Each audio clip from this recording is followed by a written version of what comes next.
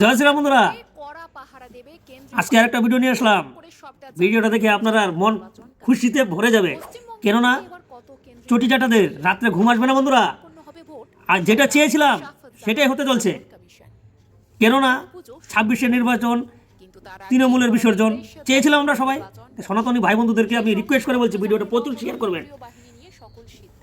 এতদিন যেরকম করে ভোট হয়েছে, গুন্ডা লাগিয়ে ভোট হয়ে গেছে, আপনারা যেতে পারেন, জিতে গেছে, এইবার আর হবে না, হবে না। এবার কেন্দ্র বাহিনী নেমে গেছে।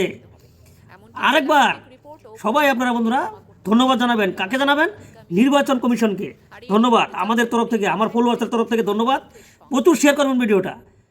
26-এর নির্বাচন, টিএমসির বিসর্জন, দেখবি আর জ্বলবি, রুচির মতো ফুলবি। দাদা 26-এ মুখ্যমন্ত্রী হবে। জয় শ্রীরাম বন্ধুরা, দেখুন ভিডিওটা।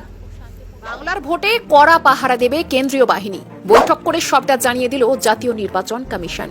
পশ্চিমবঙ্গের ভোটে এবার কত কেন্দ্রীয় বাহিনী নামবে, কত দফায় সম্পন্ন হবে ভোট, সবটা সাফ জানালো নির্বাচন কমিশন।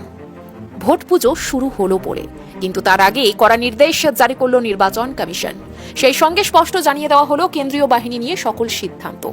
সপ্তাহের শুরুতেই বিধানসভা নির্বাচনের আইন শৃঙ্খলা প্রসঙ্গে কমিশন জানায়, এবার থেকে প্রতি সপ্তাহে রাজ্যের আইন শৃঙ্খলা নিয়ে রিপোর্ট জমা করতে হবে।